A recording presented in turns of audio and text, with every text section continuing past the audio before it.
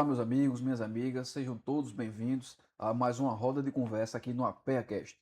Quero agradecer imensamente a cada pessoa que está acompanhando a gente, seja pela plataforma do Spotify, pelo YouTube ou por qualquer outro canal onde o nosso conteúdo possa chegar. Um abraço especial a todos os colegas advogados, profissionais das demais áreas e, com certeza, a população em geral que nos ouve nesse momento. Já deixo aqui o convite que fiquem atentos com a gente até o final desse saudável bate-papo, porque hoje o tema é de extrema importância, é esclarecedor e também ajudará muitas pessoas a conhecer melhor os seus direitos no tocante à Previdência. E para conversar conosco sobre esse assunto tão relevante, hoje recebemos uma convidada muito especial que tem uma trajetória além da advocacia, pedagoga, formada em Direito pelo Unip, especialista em Direito do Trabalho, processo do trabalho, também tendo especialização em Direito Previdenciário, uma amiga, uma irmã, jovem advogada. Quando eu digo jovem, não no tempo, mas jovem no sentido da pessoa, uma forma clara de abraçar o jovem, de acolher todos os seus estagiários, que hoje já não são poucos, viu? O negócio aí por direito previdenciário, já não são tão poucos. É uma mãe, é uma amiga que sabe de fato passar, acolher. E tem uma frase que essa advogada ela fala muito e eu levo comigo no meu dia a dia. Você pode entrar aqui de uma forma, mas você tem que sair melhor do que você entrou. Muito bem-vinda, minha amiga Valéria Chiara. Pedro, é um prazer estar aqui, né, nessa conversa com você e poder ajudar aos jovens advogados da associação, né, a quem nos ouve, para falar mais sobre previdência e entender melhor esse caminho que está tão tumultuado atualmente, né? É um prazer. Doutora Chiara, a senhora possui características que engrandecem a profissão, capacidade de enxergar as pessoas antes mesmo do processo. Mas aí, diante dessa contextualização que faço, eu gostaria que a senhora se apresentasse. Como é Chiara, fora da advocacia? O que levou Chiara? Porque Chiara anteriormente era formada na pedagogia. O que é que levou Chiara a trilhar pelo caminho do direito? E, em especial, por fim, não menos importante, o porquê Chiara hoje segue pelo caminho do ramo previdenciário. Rapaz, falar isso aí para mim é extremamente emotivo, porque eu sou filha de Carlos Magno e Régia. Carlos Magno foi um grande advogado, já falecido, faleceu em 2020, mas ele era uma pessoa do povo, ele era uma pessoa muito, muito querida pelas pessoas, e sempre foi uma pessoa, ele tirava a roupa para dar para o outro que estava precisando. E a minha mãe, Régia Maria, uma pedagoga maravilhosa, uma mulher que abriu caminhos para muita gente, e também hoje faz mais de 10 anos que ela faleceu, E o que era, mas Régia? hoje em dia é uma pessoa que todos os dias alguém me fala dela. Então, para mim, Qual é era a profissão extremamente dela? pedagoga, né? Então, é extremamente, é uma honra para mim ser filha de Carlos Magno e Régia, de uma advogada e de uma pedagoga, né? Primeiro eu fiz pedagogia, porque eu vi na minha mãe a vontade, né? E o prazer que ela tinha de ensinar, né? E aquilo me apaixonou. Então, eu fiz pedagogia. E aí depois eu via também em Paim uma paixão pelo direito, a paixão por fazer o bem para as pessoas. E eles dois juntos, eles eram um casal perfeito, porque os dois juntos, cada um na sua área, fazia o bem o tempo todo. E eu uni essas duas profissões. Hoje em dia eu não atuo mais como pedagoga. Na verdade, a pedagogia me fez é, A senhora que criar os meus pensa, a filhos, senhora que pensa, que não atua. mas criar os meus filhos da melhor forma que eu pude criar. E hoje eu me dedico exclusivamente ao direito. E especificamente, né, na maioria o nicho maior lá do escritório é o direito previdenciário, que eu amo, é o que eu quero para a minha vida. E o que é que lhe levou efetivamente a especificamente esse nicho do direito previdenciário? Porque a senhora também já atuou muitos anos do direito do trabalho, especialista também em direito processual do trabalho. E o que é que lhe levou efetivamente a focar mais nesse nicho do direito previdenciário? Foi só a questão da clientela ou algo a mais, algo intrínseco que ali lhe chamou a atenção? Rapaz, eu vou lhe dizer, o que que acontece? Quando a gente começa a fazer uma coisa que vai vendo que aquilo dá certo, o universo vai trazendo para a gente as demandas, né? E eu senti muito isso no direito previdenciário, porque eu acredito, né, não desmerecendo as outras áreas do direito, que o direito previdenciário é o direito, eu vou chamar assim, até, como é que eu vou dizer, injustamente, mas o mais humano possível. Porque você está lidando com a vida da pessoa. Às vezes é uma pessoa que está triste porque morreu o companheiro, às vezes é uma pessoa que está necessitando de uma aposentadoria, às vezes é uma pessoa deficiente que está ali precisando de um É uma área BPC. sensível. Então é uma área muito sensível, porque você, quando está com o cliente ali na sua frente, ele vai trazer o problema da vida dele. E isso lhe estimula a resolver da melhor forma possível, porque você fica se colocando no lugar do outro e imaginando a sua necessidade se você estivesse naquele lugar. Então, foi isso que me ligou ao direito previdenciário especificamente, A senhora, Pedro. inclusive, respondeu já a primeira pergunta, porque, de fato, o direito previdenciário é uma das áreas mais sensíveis e que, de fato, aproxima a família brasileira. Eu acho que diversas pessoas hoje, até mesmo aquelas pessoas que detêm o direito e não sabem, mas precisam do direito previdenciário mais presente, mais claro, porque a gente nota que o INSS, assim como vou trazer para um contexto político, algumas casas representativas estão dentro de uma bolha.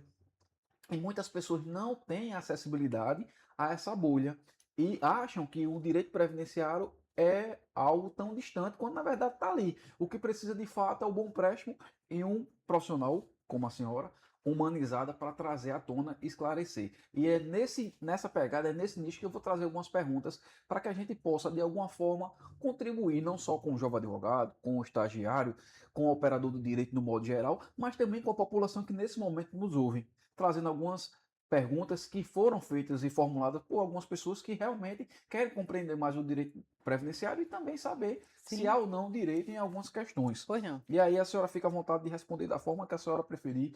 Se achar que um tema não é tão bom de se responder ou não, também fica à vontade. Aqui é uma roda de conversa entre amigos. Estou aqui para responder o que é bom e o que não é. Vamos lá. Na sua experiência prática, qual é o maior erro que a população comete quando pensa em benefícios do INSS? Pedro, eu vou lhe ser sincera com essa questão aí. Não é o erro da população, mas eu acho que é um erro contextualizado, certo? Primeiro falar, e aí eu coloco assim bem claro, a dificuldade de uma pessoa simples acionar o INSS para o seu direito. Tá posto aí nas mídias sociais que todo mundo tem acesso livre. Hoje, com a senha Gov, você consegue acessar o meu INSS, você consegue resolver uma carteira de trabalho, uma CNH, tudo é com a senha Gov. Mas a pessoa simples, que não sabe nem ler, não tem essa facilidade, né? Então, eu já vejo uma barreira muito grande com relação a isso, certo?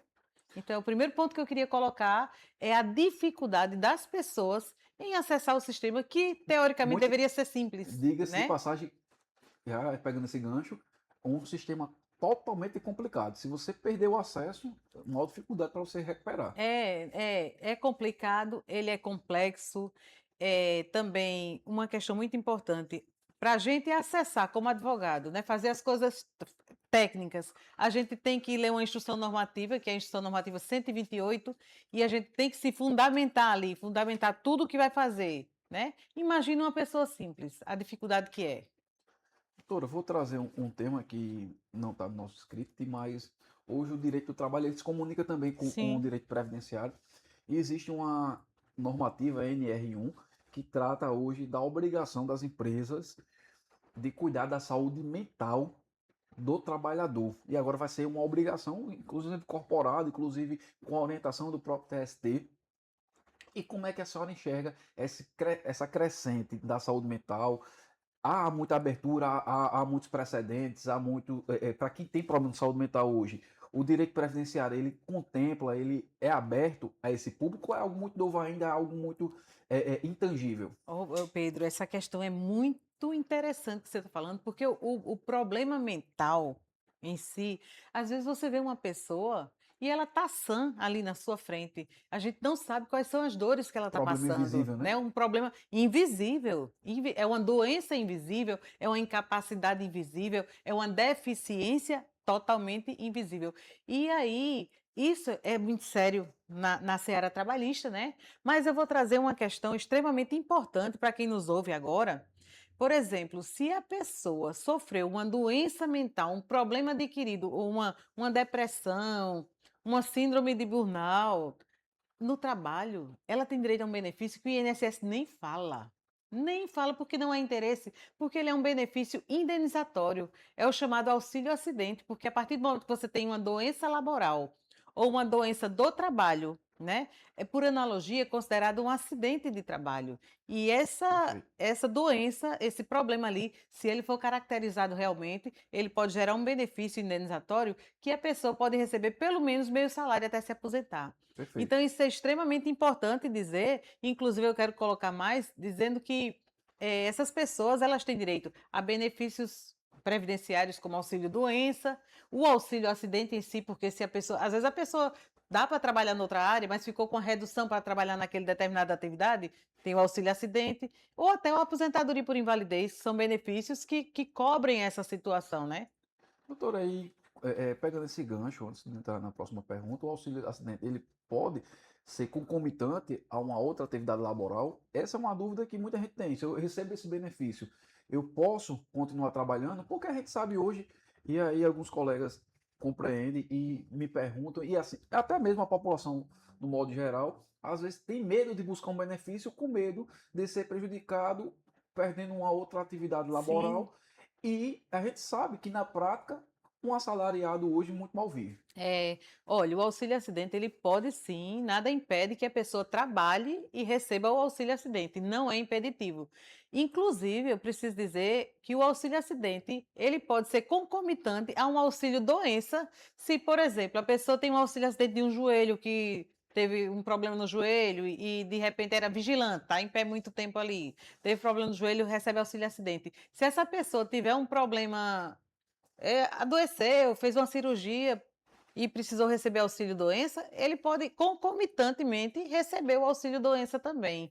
Então, esse benefício ele é extremamente vantajoso porque a pessoa ela recebe até se aposentar. Inclusive, lhe digo, independente de estar trabalhando ou não. Digamos que a pessoa deixou de trabalhar ali, está desempregado, ela tem o benefício lá mínimo para receber, né, de pelo menos meio salário. Perfeito, doutora. Doutora, a gente tem uma cultura aqui no Brasil de empurrar até as últimas, isso é não questão de prazo, isso é questão de. Um exemplo, a gente tem um mutirão de renegociação, a gente deixa para o último dia. A gente teve agora recentemente a questão do ajuste da regularização para quem vai tirar o título. Se você perceber, os dias que precediam, lá o espaço que estava recepcionando essa demanda estava totalmente vazio, mas no último dia, aquela Lotou. multidão. Então é um hábito e essa é a cultura brasileira. E pegando esse gancho, a senhora percebe que as pessoas só procuram ajuda quando o problema ele já aconteceu, ou existe uma cultura da prevenção previdenciária? Ô Pedro, infelizmente as pessoas só procuram na última situação mesmo, porque inclusive tem gente que não vou dizer medo, mas por querer economizar, às vezes nem procura um profissional especializado, né? Não procura. Então, isso prejudica muito. Inclusive, existem vários casos assim que a gente conhece de pessoas que, não vou dizer que perderam direitos, mas deixaram de ter os seus direitos garantidos da forma correta porque procrastinaram a situação. Doutora, a gente fala sobre os direitos previdenciários e, por exemplo, na sua atividade prática, no dia a dia do escritório, quando chegam os seus clientes lá, eles já têm noção do seu direito ou chegam lá com noção zero, sem saber o que é que está acontecendo na vida dele? Olha, existem todos os tipos de cliente, né? Às vezes a pessoa chega, por indicação, já vem, não, né, chega lá, Mais instruída. já vem. Uma coisa que você falou mais instruída, às vezes a pessoa chega assim, doutora, eu vim no Google, É né? normal, acontece. Pronto. Então, existem chega todo tipo de cliente, né, lá, querendo informação, né? Mas geralmente, quem chega lá mais é aquele cliente que está na busca do direito e ainda não sabe do que tem, né? Às vezes chega com um problema, a gente vai examinar a documentação e vai ver, vai procurar saber se a pessoa também chega muita gente achando que tem direito, né? Quando a gente vai ver, não tem. Então chega todo tipo de esclarecimento lá para a gente dar. Doutora, sobre o auxílio doença, o benefício da incapacidade temporária, que ainda muita gente ainda usa o termo, né, no popular, até eu uso o auxílio doença. ele mudou de nome, mas o que de fato mudou na sua aplicação do direito? Pedro, eu prefiro chamar de auxílio-doença ainda. Por quê? Porque quando a gente fala auxílio, ou benefício, né, que o nome é Por benefício por incapacidade. incapacidade temporária, as Assusta e pessoas não distancia. entendem e distancia, exatamente. Então, o que é, qual é a diferença de fato, né? A diferença é que o benefício temporário é aquele auxílio-doença antigo que a pessoa está temporariamente incapacitado e vai receber, certo? E aí você perguntou o que mudou na prática, né? Depois da emenda constitucional, né, de 2019, a emenda 103, houve realmente algumas alterações que não foram boas, mas com relação à média das contribuições, por exemplo, para o auxílio-doença, permanece a mesma, né, que é 91% da média das contribuições. Agora, por exemplo, a dificuldade para conseguir o benefício, ela Aumentou. aumentou muito, né? E é uma dificuldade prática, é uma dificuldade de fato. É o INSS que nega. Sobre, ainda no tema do auxílio-doença, quem tem direito ao benefício por incapacidade temporária e toda doença, ela gera o direito ao benefício? Pronto. Quem tem direito ao benefício é aquela pessoa que está incapacitada, certo? Ah, você ter a doença não necessariamente vai lhe dar direito a um benefício. A doença é uma coisa, mas se você estiver incapacitado para aquela doença, aí você vai ter direito ao benefício. Mas só você ter o CID ali, tá, Não diagnosticado com a resolve. doença, não é suficiente. Perfeito. E sobre o benefício aplicado? A pessoa que está recebendo, percebendo esse auxílio, ela pode continuar laborando? Emendando uma outra pergunta, existe um tempo mínimo de contribuição para ter acesso a esse benefício? Pronto, quem está recebendo auxílio por incapacidade temporária, que é o auxílio doença, não pode trabalhar, tá certo? E se existe um tempo mínimo, olhe, se a sua doença, né, incapacitante é isenta de carência, por exemplo, sofreu um acidente, começou a trabalhar hoje, sofreu um acidente hoje, você teoricamente já tem direito ao benefício. Mas existem algumas doenças que você precisa ter um mínimo de carência, tá certo? Por exemplo, digamos que você tenha trabalhado em 2020, perdeu a qualidade segurada e arranjou um emprego agora em 2026, certo? Se você já tem 6 meses de contribuição, você retomou a qualidade segurada e aí você vai ter direito. Mas se você tiver ali só 3 meses, 2 meses, você ainda não tem direito. Agora, se foi um acidente, alguma doença por acaso, que é isento de carência, aí você tem direitos. Perfeito. Doutora, assim, falando agora numericamente de uma forma até de quantitativo de histórica. Por, não vou trazer nem a questão do INSS em si, mas a questão do escritório Valéria Chiara. A senhora conseguiria mensurar qual é o tipo de doença que mais costuma a ter pedido ou é muito espaçado? Pedro, isso é muito pulverizado, a gente não consegue quantificar. Mas geralmente às vezes a gente consegue dizer, não, Pedro, acho que esse aqui é o que mais tem pedido. Pedro, lá no escritório a gente tem o nicho, direito previdenciário, né? Mas a gente trabalha muito com o auxílio acidente, certo? É um foco específico, mas, em geral, os benefícios por incapacidade, eles têm uma relevância muito grande. E eu vou lhe ser sincera, você falou sobre doença mental, tem muita gente procurando sobre doença mental. Eu acredito, assim, claro, existem as doenças mais comuns, mas o índice de pessoas acometidas com doença mental, ele está crescendo muito. E da pandemia para cá, a gente vê que há uma crescente. E as pessoas começaram a se preocupar. Não é que deixou anteriormente não existia, mas as pessoas começaram a ter a consciência de buscar a ajuda. E também da pandemia para cá, houve sim uma potencialização do adoecimento mental. E muitas pessoas não sabem desse direito justamente por ele ser um direito invisível. Como eu falava anteriormente, muitas pessoas a gente conversa em off aqui, antes de entrar no ar, a gente falava de algumas questões de algumas pessoas que a gente não sabe, porque a gente está vendo a pessoa, mas não está vendo o que se passa dentro da mente daquela pessoa. Isso. Não é isso? Mas, seguindo, de forma prática, o que normalmente leva o INSS a negar esses pedidos? É só a questão do INSS, que a gente tem uma frase clichê que muita gente usa, o INSS ele é feito para negar, ou existe, essa frase não existe, são algumas ausências de pré-requisitos ou de fazer o pedido de forma correta que tem levado o INSS a negar. Ô Pedro, eu acho que isso é uma questão estrutural, sabe? E junta muita coisa. Às vezes é uma questão de falta de documentação, a documentação vaga. Às vezes o médico ali que prestou assistência àquela pessoa não deu um laudo ou um atestado bom, né? Não ajudou nisso. Às vezes até a falta de comunicação do segurado mesmo com o perito do INSS, tudo isso pode acontecer. Mas eu lhe sou bem sincera, às vezes está tudo bem redondinho e o INSS nega. Então, Então, essa por frase é isso, feita para negar, tem um pouco de sentido, né? Não tem medo de falar, não, doutora. acaba caindo aí, né? Doutora, muita gente acha que, doutor, perdi meu direito, o INSS negou, vou voltar a trabalhar de todo jeito. Muita gente acha que o direito ali se encerrou. É verdade ou mito? Não, aí vai depender da situação concreta, né? Ou concreta, porque depende muito o que fez a pessoa dizer perder o direito. Não existe esse negócio de perder o direito.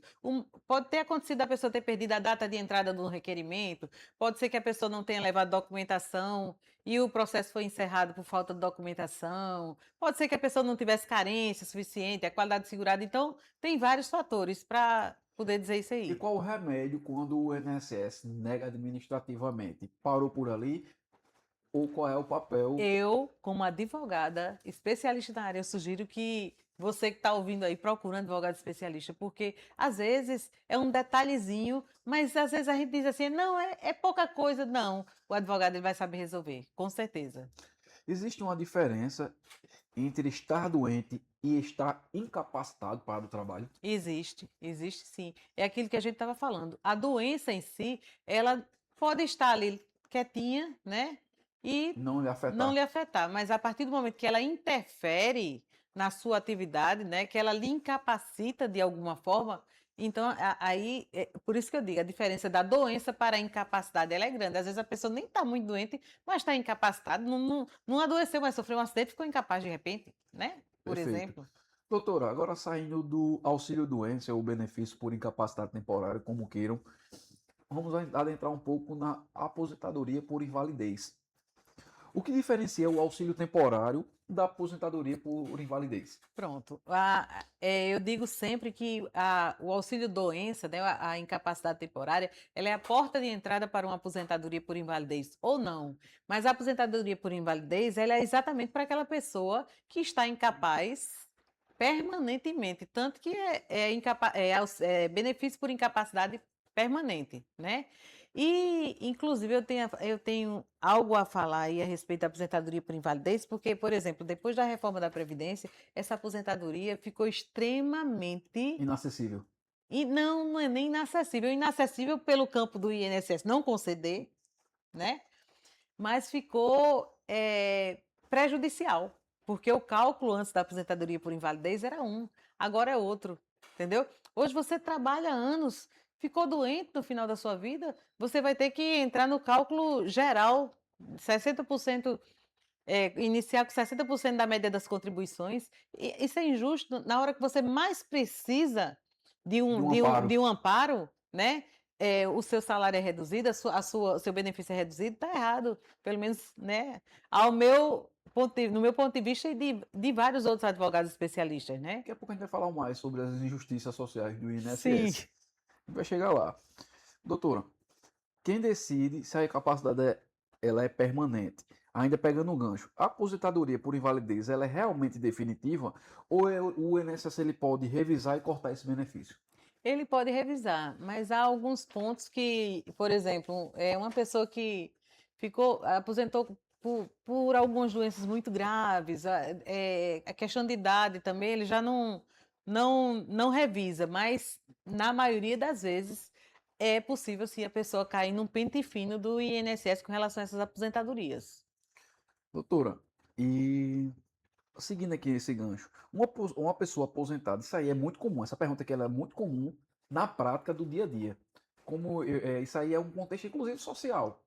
E eu até acredito, algumas pessoas comentam muito e a gente escuta, e justamente vem ligado à fala da questão social.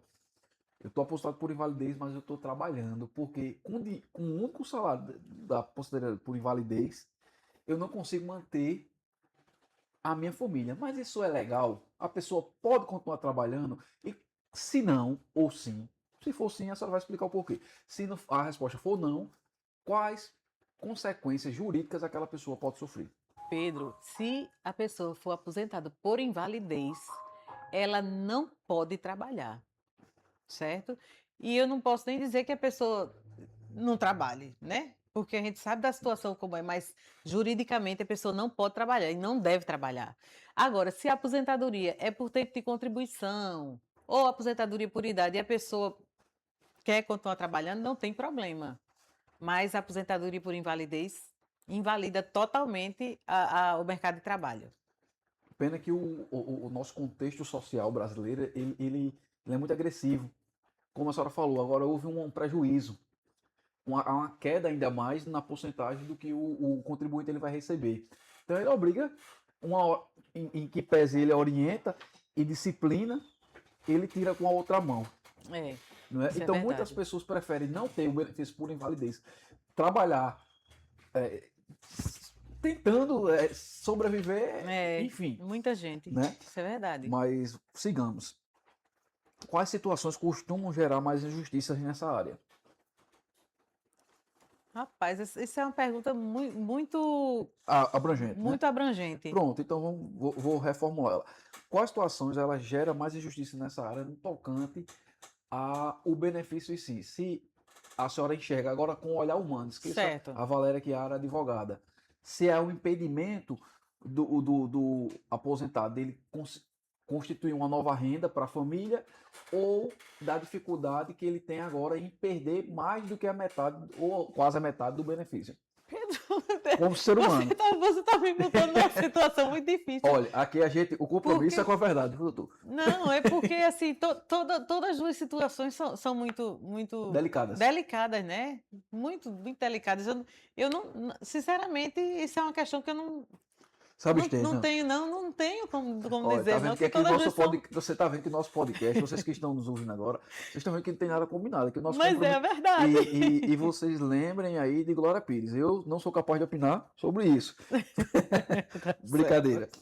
Falando agora sobre o BPC Loas, talvez o benefício mais cercado de dúvidas seja o BPC Loas. Afinal, o que é o BPC? O BPC é um benefício assistencial, certo? É aquele benefício que é instituído, por isso que chama de LOA, né? Instituído pela Lei Orgânica da Assistência Social, onde garante um salário mínimo àquele idoso com mais de 65 anos ou aquela pessoa que tem deficiência, certo? E não só deficiência, mas impedimento de longo prazo, ou seja, um impedimento maior de 2 anos, mas tem um ponto importantíssimo nessas duas situações, que seja considerado como pessoa em miserabilidade. Ou Pronto, seja, que a renda per capita seja inferior a um quarto salário mínimo. pronto. A senhora chegou num outro campo que traz muitas dúvidas para as pessoas. E aí eu vou trazer três perguntas em um. O BPC é aposentadoria? Há uma diferença. Eu queria que a senhora explicasse justamente, quando a senhora falou a questão do idoso, sobre essa. Porque muita gente acha que o BPC ela é uma aposentadoria. E a aposentadoria ela tem um benefício que o BPC não tem. Vamos Geralmente no lá. pós-morte. Sim. Então, o BPC é uma aposentadoria? Quem é que pode receber? Quais são os critérios? Pronto, vamos lá. O BPC, ele não é aposentadoria, enquanto os benefícios, como aposentadorias, benefícios de auxílio-doença, são benefícios previdenciários, ou seja, você fez recolhimentos previdenciários, seja através de um emprego que você tinha ou como contribuinte individual ou facultativo, né, previdenciários, o BPC obrigatoriamente, você não precisa fazer recolhimento previdenciário. E aí a diferença mais gritante. Mas vamos para as outras. O BPC não dá direito a salário mínimo, ou não dá direito a 13º, é um salário mínimo, mas sem 13º. E também você não tem benefício previdenciário pós-morte. O beneficiário do BPC, após o falecimento, ele não pode deixar uma pensão por morte, por exemplo, para a companheira, certo? Agora, existem algumas questões que podem ser estudadas, né? E aí serve até para as pessoas que recebem BPC, Pedro. Por exemplo, A pessoa pode se organizar para deixar uma pensão por morte para a companheira, por que não? E aí, sabe como? Por exemplo, fazendo recolhimento previdenciário como facultativo. Isso aí já é uma dica que eu estou dando aqui aos ouvintes, né? Por exemplo, recebe um BPC ali, um idoso, 65 anos, a idosa, a esposa não trabalhou, não tem renda, para não ficar desamparada, ele pode fazer contribuições numa alíquota, ali como facultativo, para deixar uma pensão por morte, por exemplo. Doutora, a gente falou aqui sobre saúde mental e aí surge também, não vou dizer no mesmo contexto, mas digamos que andando de forma concomitante lado a lado, uma crescente nas crianças neurodivergentes, TDAH, e muitos pais não sabem dos seus direitos. Qual é o direito de um TDAH, de uma criança neurodivergente com autismo? Pedro, primeiro, o direito, ser cuidada, independente, está acima do direito previdenciário, está acima dos direitos, está acima de qualquer coisa. Criança Ser deve ser inserida. cuidada, né? Poder ser inserida na sociedade, principalmente andar com liberdade, ter todo o direito que uma criança não neurodivergente, não atípica A tem, dignidade né? A humana. dignidade humana. Isso está extremamente, está acima de qualquer direito. Isso é um ponto. Mas aí vamos para as outras questões, para as questões previdenciárias. Não vou dizer nem previdenciária, mas assistencial. Essa criança, se o meio dela, né, familiar, tiver ali, se a renda per capita for capaz de ser inferior a um quarto do salário mínimo, talvez esta pessoa, esta criança, tenha direito a um benefício previdenciário assistencialista. Ou, previdenciário não, assistencialista, certo? Como um BPC, por exemplo. O CAD único, ele é obrigatório para É, quem busca receber o BPC? Ele é obrigatório. Na verdade, o CAD único é um documento que você Base, né? base, né? Então, para aquelas pessoas que recebem menos de 2 salários mínimos, né? O CAD único ele tem inúmeros benefícios ali, se você tiver. É uma isenção de uma energia, vale gás, tem muita coisa junto. E junto a isso vem a questão do benefício assistencial BPC. Ele é extremamente importante. Falando sobre de forma prática, quais erros fazem mais a população, induzem ou levam a população a perder esse benefício? E o BPC, ele gera o 13º também? Não, o BPC não gera 13º e o que induz é a falta de informação, Pedro. Porque às vezes a pessoa nem sabe, por exemplo, que tem que atualizar o CAD único de 2 em 2 anos, entendeu? Isso aí é uma condição sine qua non para que a pessoa permaneça do BPC. Outro fato interessante, às vezes chega uma informação, e aí eu digo até isso é uma questão mesmo de instrução. Chega a informação pelo meu INSS, lá o aplicativo, e a pessoa nem sabe mexer, nem viu que tinha que fazer uma prova de vida, que tinha que fazer alguma outra informação ali, e não prestou atenção. Aí eles cessam o benefício. Perfeito, doutora. Falando agora um pouco sobre fraudes, mitos e orientações à população, existem muitos golpes envolvendo os benefícios previdenciários no dia de hoje. Existe. Muitos, muitos golpes. Inclusive, às vezes a pessoa, por exemplo, um benefício foi negado, foi para a justiça, né? E tem acontecido direto. Eu imagino que não. Lá no escritório a gente teve esse tipo de situação, né? A pessoa conseguiu o benefício, aí tem lá um valorzinho retroativo para receber. Aí liga alguém se passando por advogado do escritório, ou dizendo que é do STJ, não sei o quê, dizendo que o juiz vai homologar valores. Se comunicando também com aquele golpe do falso advogado. Exatamente. É só o que tem. E existem outros tipos de golpe, mas o mais comum está sendo esse. Doutora, quais sinais que a população deve ligar o alerta para tentar evitar esse tipo de golpe, de cair nesses golpes? Pedro, lá no escritório, a gente tem uma política de dizer ao senhor, à senhora que está lá, a gente está atendendo, que a gente atende com o maior respeito do mundo, de dizer, olha, não caiam em golpe, atendam as ligações do escritório, a gente passa os números do escritório, diz quem vai falar com a pessoa. Se, por exemplo, às vezes algum estagiário precisa conversar com um cliente, eu o aviso antes, dizendo, fulano de tal vai ligar para você. Certo. Entendeu? A gente tem esse cuidado lá. Justamente por conta disso, porque não adianta você dizer, é do escritório do doutor fulano de tal, e Aí a Alguém vai dizer pessoa que sim. passa tudo, não é assim, né? A advocacia é muito da confiança, então você tem que ter cuidado. Você que está ouvindo aí, preste atenção com quem você está conversando e com quem você está passando as informações. Como identificar, doutora, uma orientação previdenciária séria? E uma pergunta: é verdade que algumas pessoas pagam intermediários acreditando que possuem acesso interno ao INSS? Pedro, isso aí é um problema tão sério que a gente está vendo aí. É o momento É, de fala. um- é, Aproveita. é uma situação muito delicada, porque Já realmente. chegou algum comentário desse no escritório de alguém que, conheci fulano que trabalha na SS que disse que se eu pagar vai adiantar meu processo? Não, pois é, tem esse tipo de coisa e tem pior ainda, tem aquelas pessoas que estão na porta do INSS Com guarda-sol. oferecendo serviço com guarda-sol ou guarda-chuva, porque chuva ou faça sol, eles estão lá, né? E isso aí, quem está acessando o serviço deve ter muito cuidado, porque ali, por trás, tem um advogado, com certeza tem, mas aquela pessoa ali, meu Deus, não sei nem o que dizer, porque é uma situação. Primeiro que o Código de Ética da OAB, Deveria atuar, né? bom, essa Não, vou, questão vou, aí, né, vou entrar não, porque se eu for falar, vão dizer não, que é a turma do aperto. Eu não vou falar. não, é uma questão muito delicada, né? Na verdade, é muito delicado. A gente lida com uma sensibilidade muito grande ali por trás. A verdade é essa. Doutora, quais documentos toda pessoa deveria guardar pensando no futuro previdenciário? Um ponto. Segundo ponto, quem está saudável hoje também deveria se preocupar com o planejamento previdenciário. Pedro, você fez duas perguntas agora muito interessantes. Você deve guardar até contra-cheque. Até contra-cheque, porque o que é que acontece muito? Às vezes você ganha a preço de hoje, fazer como matuto, né? R$ 3.000 e a empresa só lhe repassa para o INSS referente a um salário mínimo, por exemplo. Então, aquele contra-chequezinho lá vai servir mais na frente para Para lhe dizer salvar que do o apuro. salário Não era aquele. não era aquele. Então, isso aí já vai ajudar a melhorar a margem das suas contribuições mais na frente, certo? E a outra questão, se deve pensar no futuro.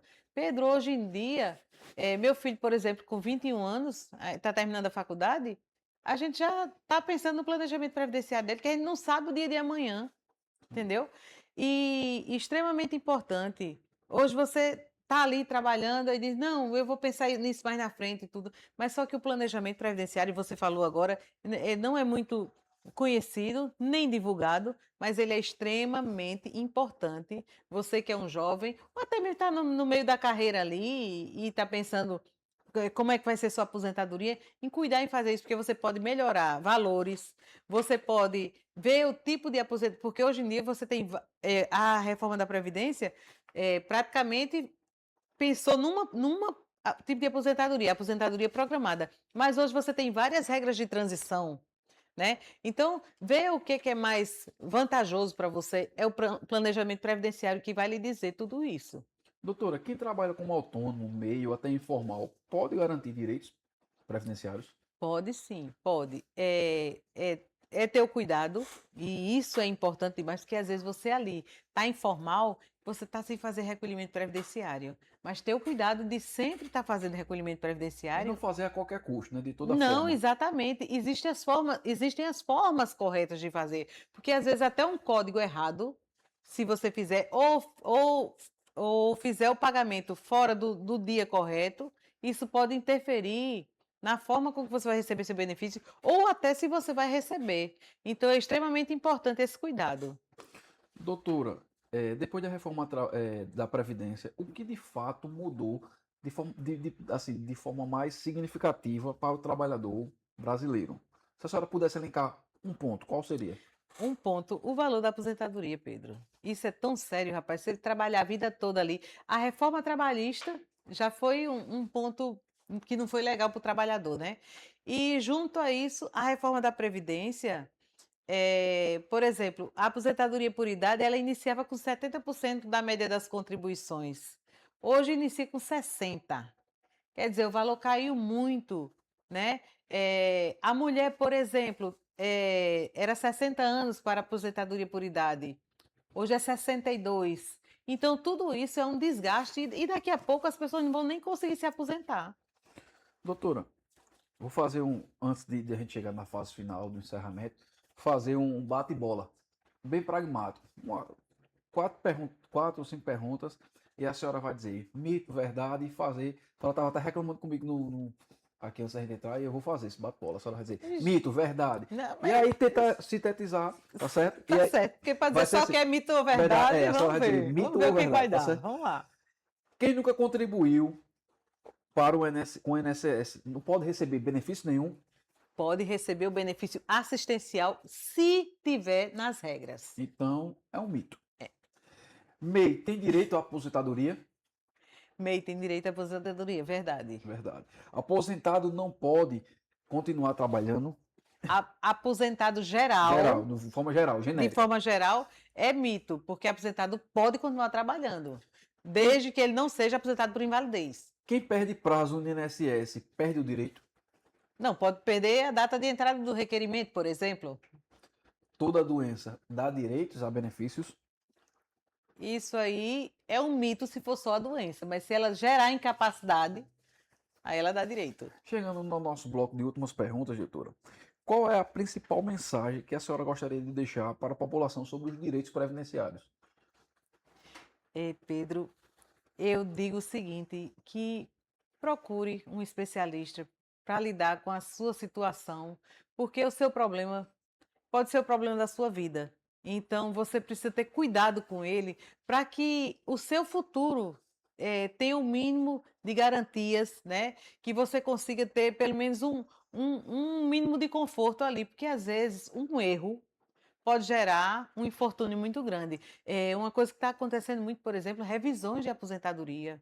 Isso aí eu falo aqui porque pessoas que se aposentaram e achavam que era a melhor regra, por exemplo, e não era.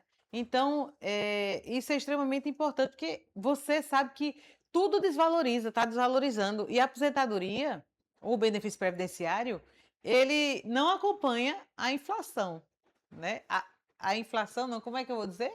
Que eu nem entendo disso de economia. A senhora está falando para o leigo. O É, tributarista está ali, mexendo ali. mexendo ali, olha o tributarista. Não, só para dizer que há desvalorização da aposentadoria. Então, é extremamente importante que esse benefício seja concedido da forma correta. Perfeito, doutora. Onde as pessoas podem buscar informação segura? Eu sugiro. Doutora Valéria Chiara, seria uma informação segura? Olha, É o momento, é a esse. gente estuda todo dia para isso, Pedro. Todo dia para isso. E graças a Deus, quem tem chegado lá no escritório, se não fechar o contrato com a gente, pelo menos saiu melhor do que chegou. E isso Essa frase eu aplico na minha a vida. gente não vive só de amor, não. A gente vive de honorários. Mas você ter a certeza de que a pessoa que lhe procurou, você passou a informação correta, isso vale ouro. Tudo bem, eu gostei da entrevista e gostei do que a doutora Valéria Chiara me passou. Onde é que eu acho, Valéria Chiara? Qual é o escritório? Onde é que é? Para que a população possa também O, saber. o nosso escritório, a gente mora lá no bairro, muitos clientes são do bairro. Qual é o bairro? Valentina de Figueiredo. A gente mora lá e atende a população em geral. Na verdade, a gente está fazendo atendimento em todo o Brasil, porque graças a Deus o boca a boca, Pedro, não é porta de INSS, é o boca a É o boca, trabalho sabe? É sério o que o trabalho próprio cliente sério vai. que vai e indica e assim a gente está vivendo. Diga o endereço, doutora. É. Rua Radialista Newton Júnior. Você já sabe, número 160 fica na rua do Detran do As pessoas Valentina. precisam saber aqui. Doutora Chiara, para encerrarmos, antes de lhe facultar a palavra final, o direito previdenciário trata apenas de benefícios ou ele trata prioritariamente também da dignidade humana? Eu acredito que o direito previdenciário é a vida, né? É a vida da gente. A gente todo momento a gente precisa dos nossos direitos garantidos. E o direito previdenciário, ele é um leque que é repartido em muitos outros direitos, Pedro. Doutora Chiara, a gente que faz aqui o APEAcast, quero agradecer imensamente a sua presença aqui conosco. Foi uma conversa extremamente esclarecedora, importante e necessária, principalmente porque a informação de qualidade ajuda as pessoas a conhecerem os seus direitos e a evitarem também muitos problemas. A gente agradece a sua disponibilidade. Semana passada a gente estaria aqui tendo essa conversa, infelizmente por desencontro não conseguimos estar aqui, mas a gente vai estar hoje trazendo essa informação para você que nos ouve, e eu gostaria que a senhora trouxesse a sua fala final, também a sua reflexão, o espaço é seu. Se despeça da forma que quiser. Primeiro, eu quero falar para o advogado, né, que tá nos ouvindo, da associação, enfim, quem ouvir aí da área do direito, se especialize, meu colega, porque isso vai fazer o seu futuro, né, vai fazer a sua clientela Amém. e você vai estar preparado Vai para amanhã. atuar Sobe amanhã aí. nesse ramo tão bonito que é o direito, né? Eu estou falando do direito como um todo, né? Se especialize numa área, num nicho, procure esse caminho que é o melhor. E com relação à população, eu queria dizer que vá procurar também seu direito, sabe? Às vezes a gente acha que nem tem, a gente acha que está tudo fechado, que as portas estão fechadas, mas você procurando um bom profissional, está com meio caminho andado. E